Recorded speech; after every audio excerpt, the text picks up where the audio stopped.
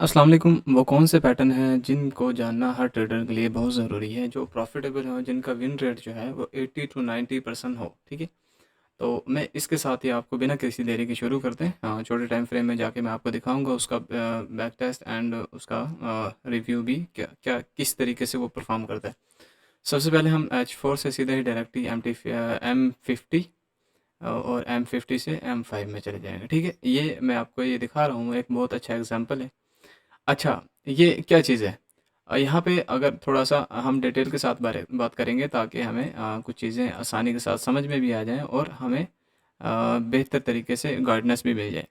अब यहाँ पे देखिएगा, कोई जब भी मार्केट जो है अपना ट्रेंड पकड़ती है मार्केट, ठीक है? किसी भी डायरेक्शन में वो मूव करती है, तो वो कुछ ना कुछ higher high, higher low, higher high, higher low, higher high, higher low बनाता हुआ मार्केट जाता है। ऐसा नहीं है कि मार्केट सीधा ही ऊपर निकल गया है, या ऐसा नहीं है कि मार्केट सीधा ही नीचे आ गया है। ऐसा होता है बट अक्सर नहीं होता। ठीक है, जब न्यूज़ वगैरह होती है तो फिर सीधा ही निकल जाता है, न्यूज़ में नीचे ऊपर हो जाता है। बट जब न्यूज़ नहीं होती, बाद औक़ात ऐसा होता है कि साइडवेयर हो जाता है, बस ऐसे घूमता रहता है और कुछ समझ में नहीं आता। कोई पता नहीं होता क्या करने वाला है।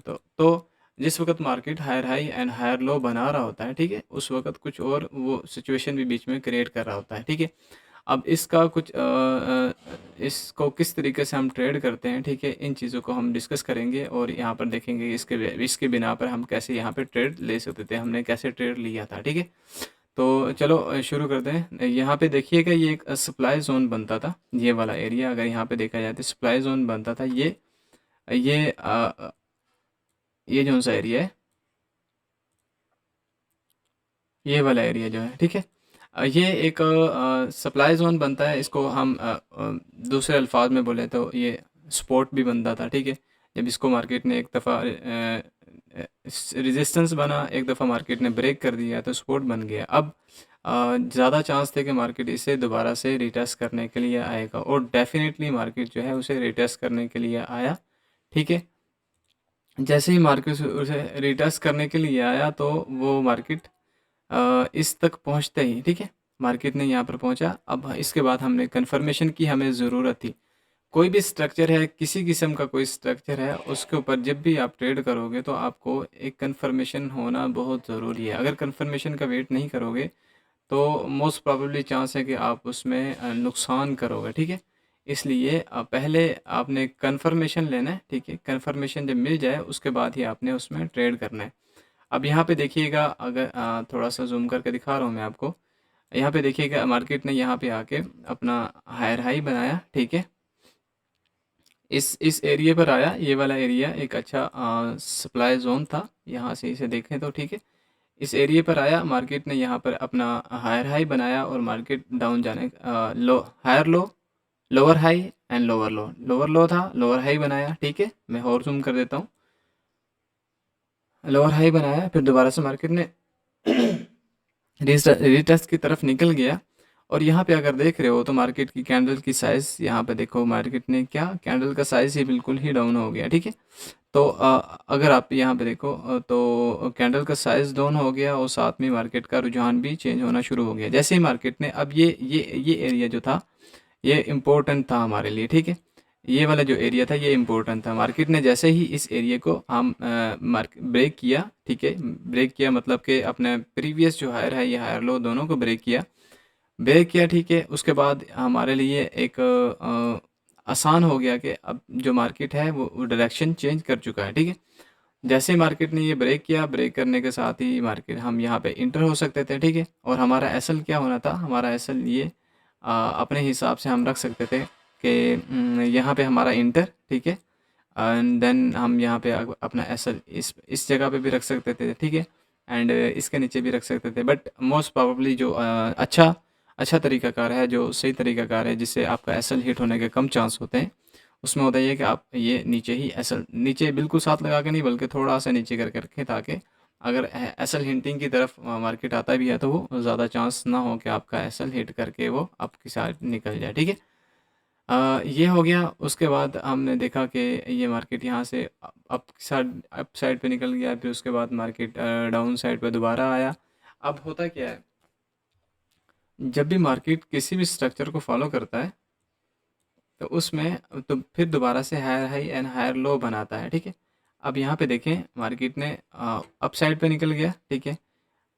करीबन करीबन जितना मार्केट ने यानी कि 1% हमारा यहाँ पर अगर रिस्क था, ठीक है, 2% हमें रिवार्ड मिल गया था। ये 3% रिवार्ड था, 2% में हमें रिवार्ड मिल गया था।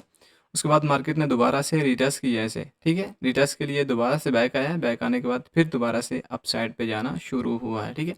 और थोड़ा सस्टेन करता करता करता करता मार्केट ने इस एरिया को, जो प्रीवियस इसका हायर हाई था, इस एरिया को इसने टच किया और टच करने के बाद इस एरिया से दोबारा गिरा है, बट इस एरिया को हमारे को कवर कर गया, ठीक है।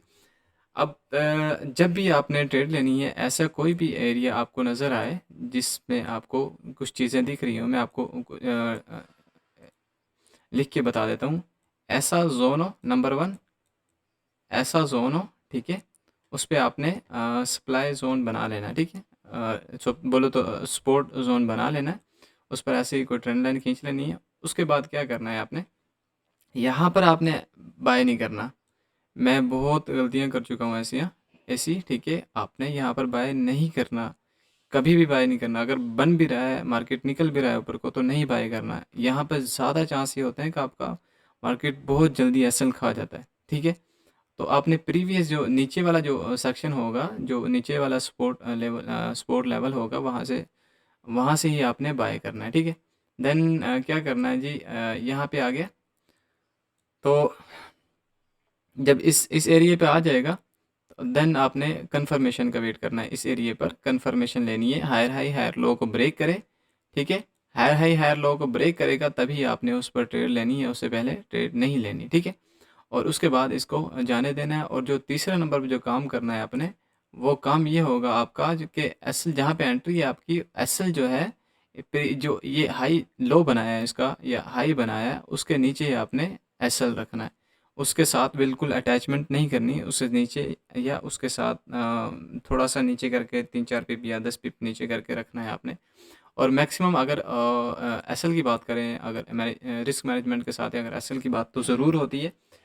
तो एसएल अगर आप डॉलर इस पे यूरो एसटी पे ट्रेड कर रहे हैं, वो भी M50 में जाके M5 में जाके, फिर तो 10 पिप 5 पिप इनफ होते हैं, बहुत ज़्यादा होते हैं एसएल के लिए। और अगर आप H4 में H1 में ट्रेड कर रहे हैं, तो फिर आपके लिए यूरो एसटी में 20 25 30 पिप काफ़ी होते हैं, ठीक है। इतना ही पिप आपके एसएल होना चाहिए, इससे ज़्यादा नहीं होना चाहिए। रखने को तो आप बहुत ज़्यादा रख सकते हो, बट इतना ही होना चाहिए, इससे ज़्यादा नहीं होना चाहिए, ठीक है। रिस्क रिवार्ड आपका ताकि बराबर करें। अगर 20 पिप एसएल हो तो 40 पिप आपका टीपी होना ही चाहिए, ठीक है।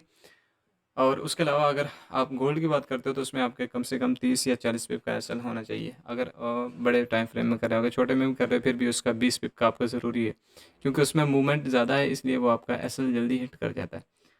आई होप कि ये आज की ये स्ट्रेटजी या आपको हेल्पफुल रहे। और इसमें अगर कोई फिर भी कोई क्वेश्चन रह जाता है, आप मुझे कमेंट करके ज़रूर बताइएगा। मैं आपको आपका उसका रिप्लाई करूँगा और ज़रूर समझाने की बेहतर तरीके से कोशिश करूँगा, ठीक है। और मिलते हैं इंशाल्लाह नेक्स्ट वीडियो में। तब तक के लिए अपना ख्याल रखिए। ओके, अल्लाह हाफिज़।